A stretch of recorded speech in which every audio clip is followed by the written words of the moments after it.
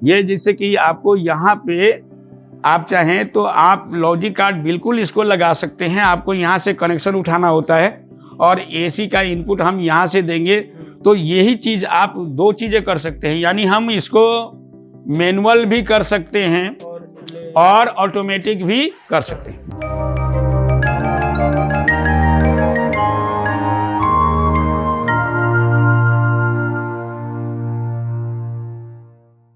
Hello friends, मैं Mohammad Quddus Multitech e vehicle lab में आपका बहुत बहुत स्वागत करता हूं। दोस्तों, आज हम एक लाइव क्लास में हैं और हमारे बच्चे आज लाइव प्रैक्टिकल कर रहे हैं, जो कि एक मैनुअल चार्जर के बारे में जानकारी इनको दी जा रही है। वो लाइव क्लास में जो भी इनकी पूरी छूट है कि वो हमसे कोई भी क्वेश्चन वो पूछ सकते हैं, लेकिन मैं थोड़ी सी इसकी वायरिंग इस बोर्ड पे मैंने बना रखी है। एक तरह से ये जो मैनुअल चार्जर है इसका मैंने डायग्राम बना रखा है। इसको कंप्लीट करके फिर इनको प्रैक्टिकल बेस पे एक एक बात मैं बताने जा रहा हूं दोस्तों। तो थोड़ी देर के लिए मैं इस बोर्ड पे आपको समझा रहा हूं। सबसे पहले इसके बारे में थोड़ा सा जान लेते हैं कि ये क्या है सर्किट डायग्राम। तो जैसे कि आप देख रहे हैं कि यहाँ पे लाइव और न्यूट्रल है। लाइव न्यूट्रल दिया गया है और एक ऑन ऑफ स्विच लगाया गया है, जिसे आप MCB भी यहाँ पे लगा सकते हैं। और ये 1 पोल 8 वे रोटरी स्विच है, या रोटरी स्विच कहा जाता है। रोटरी स्विच होता है जो 15 एम्पियर का है। और उसके बाद यहाँ पर एक मैनुअल ट्रांसफार्मर है जिसके अंदर टोटल 9 पिने हैं। तो इसको वायरिंग करते समय इस बात का ध्यान देना होता है कि रोटरी का 1 नंबर पिन इसके 8 नंबर में जुड़ना चाहिए। तो जैसे कि अगर मैं मान लूँ ये वाला पिन के हिसाब से अगर चलें तो ये 1 नंबर है, तो इसका 8 नंबर पिन माना जाएगा। मान लीजिए ये 1 नंबर इसका अगर है, ये वाला 1 नंबर है, तो ये क्या है 8 नंबर होना चाहिए। ये 8, फिर ये 2 नंबर है तो ये 7, और इसी तरह से ये 6, ये 3, इसी तरह से चलता जाएगा। ये आपको 2 हो जाएगा तो ये 5, ऐसे फिर ये 4, 3, 2 और 1, ऐसे चलता जाएगा ही। इसके बाद एक न्यूट्रल आपको सीधा दिया गया है। इस बात का आपको ध्यान देना है कि रोटरी के अपोजिट कनेक्शन करना है इस ट्रांसफार्मर का। और ये ट्रांसफार्मर का प्राइमरी हिस्सा है और ये सेकेंडरी के साथ आपको कई ट्रांसफार्मर में 2 वाइंडिंग होता है। मैं आपके ट्रांसफार्मर में देखूंगा कि है कि नहीं, वहीं पे जाके आपको पता चल जाएगा। मैं भी इस ट्रांसफार्मर को देखूंगा, किसी में होता है किसी में नहीं होता है। तो ये सेकेंडरी का जो वाइंडिंग है वो ब्रिज के साथ जुड़ा होता है, और इसके साथ कोई और सेकेंडरी में वाइंडिंग आ गई तो इसे सेकेंडरी 2 कहते हैं। ये बेसिकली आप इसे बहुत सारा चीज़ यूज कर सकते हैं। आप इसके साथ DC फैन जोड़ सकते हैं। हालांकि AC फैन इसमें जोड़ा जाता है, यहाँ पे आप AC फैन यहाँ पे भी जोड़ सकते हैं इन दोनों के बीच। लेकिन AC फैन क्योंकि महंगे आते हैं तो आजकल लोग इसे छोड़ के DC फैन का यूज करने जा रहे हैं। तो DC फैन कैसे जोड़ना है इसको इस टॉपिक में हमें समझना है। लेकिन इसके साथ एक एम्पियर मीटर का भी कनेक्शन आपको बता दूं कि ये आपको बैटरी की सप्लाई चला जाएगा, यानी ये कह सकते हैं 2 बैटरी, पॉजिटिव टर्मिनल, और उसके बाद ये जो माइनस टर्मिनल जो निकलेगा ब्रिज का, इसके साथ आपको एक एम्पियर मीटर जोड़ देना है, DC एम्पियर मीटर, और ये चला जाएगा 2 बैटरी निगेटिव टर्मिनल, यानी बैटरी के निगेटिव टर्मिनल से ये जुड़ेगा और बैटरी के पॉजिटिव टर्मिनल से ये जुड़ेगा। तो दोस्तों, किसी में आप देखेंगे कि ये कैपेसिटर्स का प्रयोग नहीं होता है, जो फिल्टर कैपेसिटर है किसी चार्जर में होता है, किसी में नहीं होता है। तो ये ऐसा इसलिए है क्योंकि अगर आप फास्ट चार्ज करना चाहते हैं तो आप कैपेसिटर लगा सकते हैं, और अगर स्लो चार्ज करना चाहते हैं तो कैपेसिटर की ज़रूरत नहीं पड़ती। अगर कैपेसिटर लगाने की ज़रूरत पड़े भी तो आपको 470 माइक्रोफैराड 100 वोल्ट का लगाना चाहिए। तो ये वायरिंग हो गई कंप्लीट हमारी। अब रहा सवाल कि ये जो किसी किसी ट्रांसफार्मर के अंदर सेकेंडरी 2 का प्रयोग किया जाता है, तो बेसिकली ये 0-18 वोल्ट का एसी निकालता है। यहाँ से 0 वोल्ट और 18 वोल्ट के आसपास यहाँ एसी निकलता है। ये दोनों एसी वायर्स, आप इसका यूज कैसे कर सकते हैं, कहाँ पे कर सकते हैं? तो डीसी फैन के रूप में भी यूज कर सकते हैं। डीसी फैन के लिए आपको क्या करना होगा कि आपको एक छोटा सा ब्रिज बनाना होगा। जैसे कि ब्रिज डायोड हमने यहाँ पे बना देते हैं एक अलग से बोर्ड पर, और ब्रिज बना करके आप इसका कनेक्शन कर सकते हैं, जैसे कि इस ब्रिज में किया गया है, लेकिन अलग से आपको ब्रिज बनाना पड़ता है। और ये ब्रिज बन चुका है। फिर इसका ये जो 2 तार आया है, ये माइनस और ये प्लस निकलता है। यहाँ पे आप एक कैपेसिटर जोड़ सकते हैं, और जोड़ करके अब अगर यहाँ पे लगभग, क्योंकि यहाँ पे 18 वोल्ट के आसपास है, तो यहाँ पे 25 वोल्ट के आसपास डीसी मिलेगा आपको। लेकिन अगर मैं 25 वोल्ट डीसी सीधा ट्रांसफार्मर में, ट्रांसफार्मर से निकलने वाला जो एसी वोल्ट है 18 वोल्ट, वो 25 वोल्ट में डायोड और कैपेसिटर लगने के बाद बनता है, तो डायरेक्ट मैं अगर डीसी फैन में जोड़ दूं तो फैन हमारा खराब हो सकता है। इसलिए हमें क्या करना चाहिए, एक 7812 रेगुलेटर आईसी ले लेना चाहिए, और उसके पिन नंबर 1 पर ये 7812 आईसी है, और 1 नंबर पिन पे 25 वोल्ट इन कराना है जो इस ट्रांसफार्मर से आ रहा है, और इसका 2 नंबर पिन ग्राउंड कर देना है, और ये तीसरा नंबर पिन के साथ आप फैन जोड़ सकते हैं, जो कि यहाँ पे लगभग 12 वोल्ट मिलने लगेगा। और यहाँ पर आपको ये जो डीसी फैन है 12 वोल्ट वाली आप यहाँ पे जोड़ सकते हैं, और दूसरा सिरा को इस 2 नंबर पिन से ग्राउंड कर देना है। तो इससे क्या होगा कि आपका ये फैन भी चल सकता है, और बहुत अच्छा चलता है दोस्तों।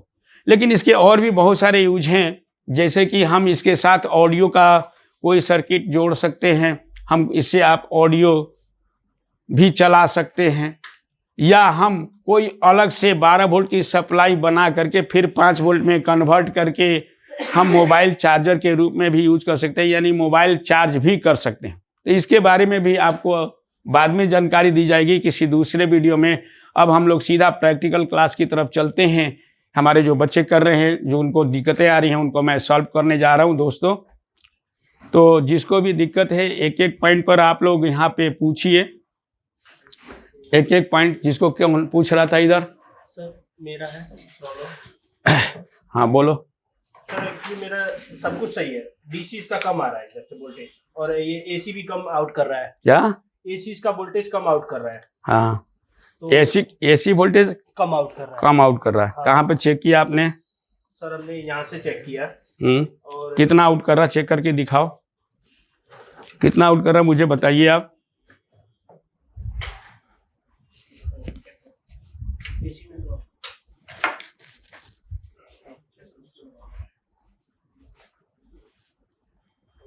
सर 1.3 कितना आ रहा?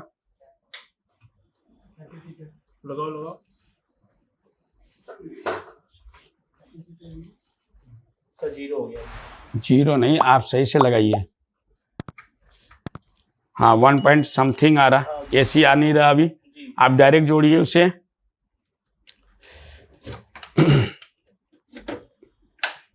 अभी चेक करो। डायरेक्ट नथिंग, कुछ नहीं आ रहा जी। 11-12 वोल्ट आ रहा। हाँ इसका मतलब है इनपुट नहीं है। एसी इनपुट चेक कीजिए। एसी इनपुट तार निकालो, वायर निकालो, और वायर निकाल करके आपको कंटिन्यूटी लेनी है। सबसे पहले कंटिन्यूटी बजर पे लो, और यहाँ पे कुछ ना कुछ बजर बजनी चाहिए, नहीं तो फिर स्विच ऑफ होगा आपका। आया? जी सर, बजर ठीक है, ठीक है। इसका मतलब है यानी स्विच ऑफ रखा होगा आपने शायद। एक बार फिर से लगा के देखिए। हाँ जी, आपका बताइए। सर ये वाला लाइन तो एक तो मेन लाइन आएगा पॉजिटिव इसमें, हाँ? एसी का लाइन आएगा इसमें एक पॉइंट, और दूसरा पॉइंट कहा जाएगा नेगेटिव। नेगेटिव तो डायरेक्ट लेना है, न्यूट्रल निगेटिव नहीं कहते हैं, न्यूट्रल कहते हैं। न्यूट्रल आपको डायरेक्ट लेना है। Neutral direct. हाँ न्यूट्रल डायरेक्ट लेना है। ये एम्पियर मीटर से लेना है सर। अरे नहीं, न्यूट्रल आपको डायरेक्ट वो तो डीसी आएगा। ये आप इधर से निकालेंगे, ठीक है ना, ये तार सटना नहीं चाहिए। आप यहाँ से एक दो तार लीजिए जो कि आपको लाइव और न्यूट्रल बनाना है, तो आपको लाइव इसके पोल में जोड़ना है, जो कि ये पोल में जोड़ देना है। हालांकि अगर स्विच अगर इसमें है तो आप स्विच भी जोड़ सकते हैं, लेकिन अगर नहीं है तो आप सीधा लाइव जोड़ दीजिए इसमें और न्यूट्रल यहाँ से निकाल लेना है। अच्छा सर, ये दोनों अगर नेगेटिव पॉजिटिव नेगेटिव हो जाएगा तो चलेगा? नहीं, ये अल्टरनेटिव करंट है। अल्टरनेटिव करंट में कोई दिक्कत नहीं है, अगर आप उलट देंगे तो भी कोई फर्क नहीं पड़ता है इसमें, ठीक है। और ये वायर्स को ना, ये ऐसे नहीं चलेगा, ये हाँ, इसको बढ़िया से सोल्डिंग करना होगा, सोल्डरिंग करके उसके बाद चेक मार देना। हाँ, लेकिन ये सोल्डिंग ऐसे नहीं होगा। इसको आपको क्या करना है, बहुत ही अच्छी तरह से इसको साफ करके इस पे फ्लक्स लगाना है और अलग से आपको एक तांबे का वायर लपेटना पड़ेगा, फिर सोल्डिंग होगा, अदरवाइज नहीं। आ गया? अरे वाह, तो दिक्कत क्या था? वही था, एसी कम आ रहा था। एसी कम आ रहा था नहीं, यहाँ पे डस्ट था और डस्ट होने के कारण वो आपको सही से ऑन नहीं हो रहा था, जिसके कारण ऐसा हो रहा है ना। अब आउटपुट आएगा 55। अप डाउन करके देखो कम हो रहा है या नहीं हो रहा है। ऐसे केवल फैन चल जाने से ऐसे नहीं माना जाएगा ओके, जब तक कि ये कम ज्यादा ना हो। इधर आप बताइए भाई। सर, अगर जैसे चार्जर में रेगुलेटर है, हाँ, तो उसमें लॉजिक कार्ड लग सकता है? क्या जी, बिल्कुल लग सकता है, बिल्कुल लगाया जा सकता है। आपको जैसे आपको इसमें आप लॉजिक कार्ड तो ऑलरेडी इस ट्रांसफार्मर में लगा हुआ है, यानी लगाना पड़ता है इसमें, लेकिन आप क्वेश्चन क्या कर रहे हैं? सर, रेगुलेटर चार्जर में लॉजिक कार्ड लग सकता है? हाँ, बिल्कुल लग सकता है। लॉजिक कार्ड आप बिल्कुल लगा सकते हैं। जैसे कि ये है, मैं इसमें थोड़ा सा हिंस दे देता हूं। ये जैसे कि आपको यहाँ पे आप चाहें तो आप लॉजिक कार्ड बिल्कुल इसको लगा सकते हैं। आपको यहाँ से कनेक्शन उठाना होता है और एसी का इनपुट हम यहाँ से देंगे, तो यही चीज़ आप दो चीज़ें कर सकते हैं, यानी हम इसको मैनुअल भी कर सकते हैं और ऑटोमेटिक भी कर सकते हैं, दोनों चीज़ें होगा। ये भी हम आपको किसी दूसरे क्लास में प्रैक्टिकली आपको चाहेंगे तो हम दिखा देंगे कि कैसे होता है, लेकिन अक्सर लोग इसका यूज नहीं करते हैं। लेकिन अगर आप इंजीनियरिंग की तरह समझना चाहते हैं तो बिल्कुल हम आपको बताएंगे कि ऐसा होता है कि नहीं होता है, ये प्योर हो सकता है। तो आप लोगों ने आपका थोड़ा बताइए, आपको यहाँ पे कनेक्शन कर दिया, पंखा का चला नहीं चला? चला, एक बार चला के दिखाइए।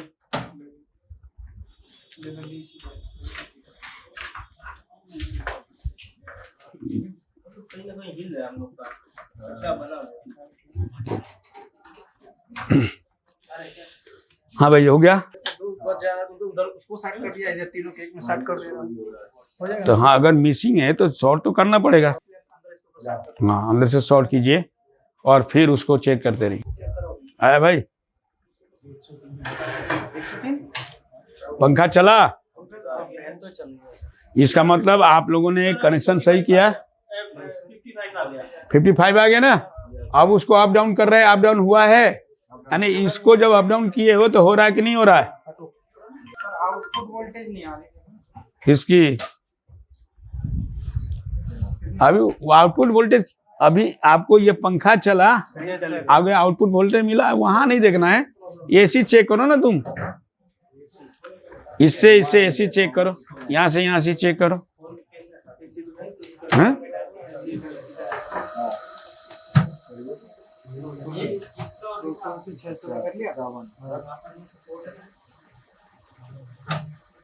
सर हो रहा है, हो रहा है 50 तक जा रहा है।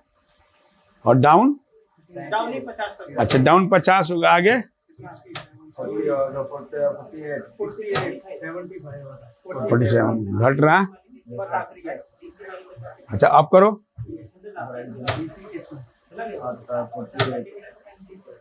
राइट, इसका मतलब ये सही है। सर इसका इतना ही वोल्टेज आता है? हाँ, 60 तक 60 तक आता है। 60-65 तक आता है। वैसे तो सही है वो। नॉर्मल कितना होना चाहिए तो सही रहता है? किसका? ज्यादा बता। वो तो नॉर्मली तो आपको 90 वोल्ट तक भी आता है, लेकिन आपको 65 में बेस्ट होता है। 65 बेस्ट होता है। फिर इसमें 85 सर कैसे आएगा इसमें? एसी एलईडी हमारी कंपनी। वो ट्रांसफर पे डिपेंड करता है ना जी, तुम्हारा ट्रांसफर कैसा है। तो ये क्लियर है, अभी सही है सर? हाँ ये सही है।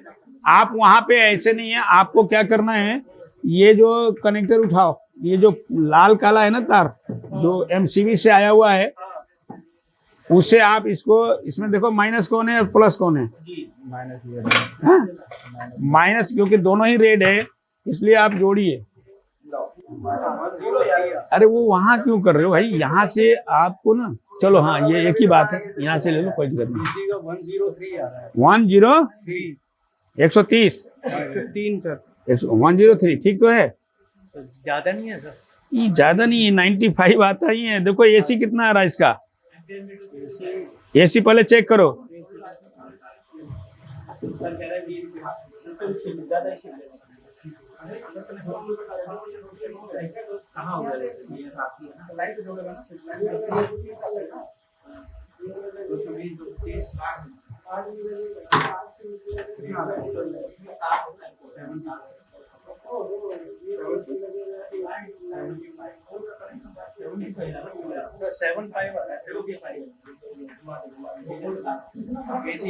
कितना आ रहा है? 75। तो 75 वोल्ट एसी आ रहा है। तो जब डीसी में चेंज होगा तो आप लोगों को बताया था कि रूट टू के अनुसार लगभग 1.5 गुना बढ़ेगा। तो 72 कितना आ रहा था? 75 वोल्ट एसी, और डीसी कितना आ रहा है? 103। तो आपको बस कैलकुलेशन करेंगे तो रूट 2 के अनुसार जो उसका फॉर्मूला है होता है कि 1.414, यानी लगभग 1.5 गुना। तो अब आप देखिए लगभग 1.5 गुना के आसपास बढ़ा कि नहीं। 72 को अगर 103 आ रहा है तो ये माना जाएगा कि वो सही है, लगभग 1.5 गुना बढ़ रहा है।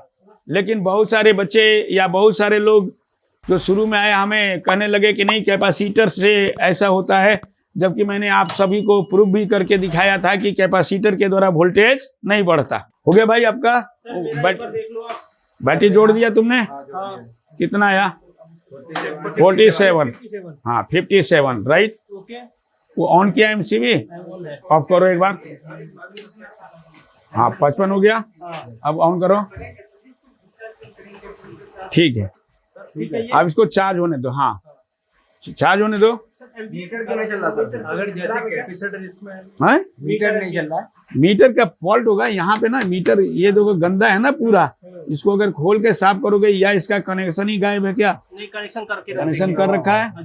तो ये इसको ना खोल करके साफ करो, इसको खोल करके, क्योंकि इसमें जंग लगा हुआ है। देखो ऑलरेडी ये लगभग 5 एम्पियर के आसपास, 10 एम्पियर के पास बता रहा है। एक बार बंद करो जिसे क्लियर हो जाएगा। अगर नीचे जा रहा तो नहीं जा रहा ना, इसका मतलब इसका कांटा फंसा हुआ है।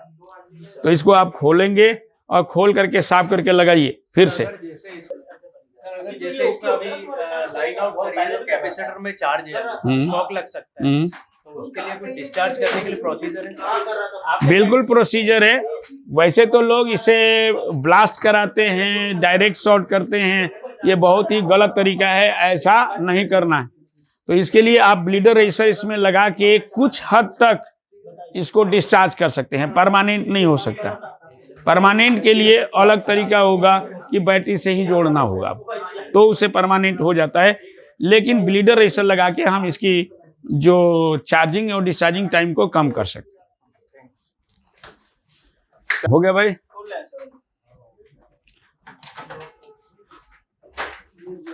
हाँ चलो।